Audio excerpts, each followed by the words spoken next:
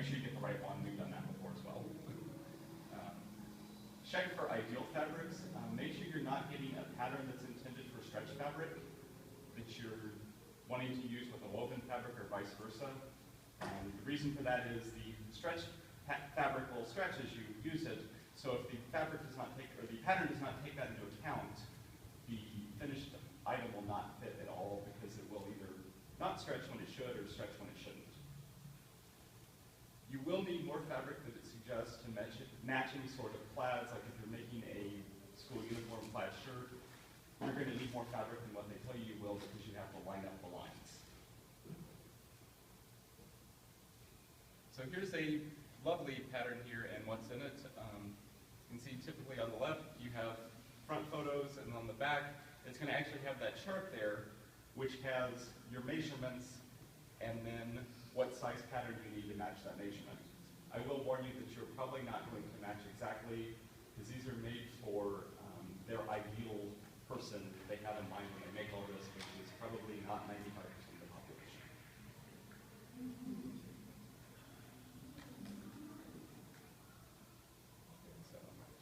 Select your source.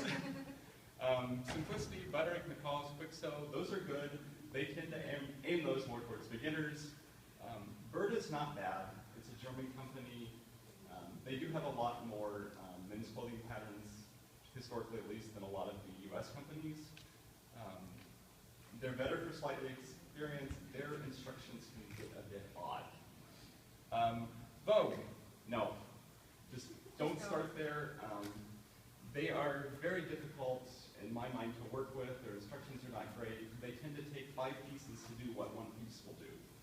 Probably a little bit exaggeration, but I don't really like them. That's right. Yeah.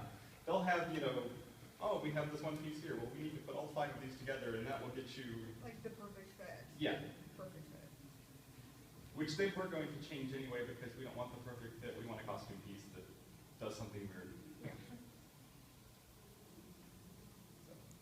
Your measurements. Your clothing size will not match your pattern size. And you're going to want to measure 3 portions on your body. For men, it's going to be called the chest. For women, it will be the bust. It's simply the fullest part around your chest here, not with armor. When you do it, you want to get the tape tight, but be able to slip a finger under it. Don't sit here and how tight can I pull this? If it's digging into your body, you're getting it too tight. If it's too tight, everything's going to fit too closely.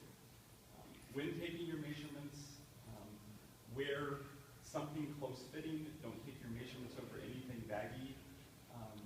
Women, if you're going to wear a specific type of bra, you'll want to do that for the measurements, especially if you're going to bind. For those not familiar, binding is where you wear a compression shirt to squash everything in to give yourself a more masculine figure. Of course, that's going to change the measurements a lot. So you need to take that into account when making the measurements. If you don't, then it's either going to be too big or too small. And then you have the waist, which is right in here, which is the narrow part, and then the hips, which is the full part. Those 3 measurements is what's going to match up on that pattern envelope and tell you what size pattern to use. And as I said, you can also look usually on the pattern tissue. There will be finished measurements somewhere, which is going to indicate the actual size you're going to get out of that garment in the end. That's real helpful if you're trying to put it on top of something, trying to make a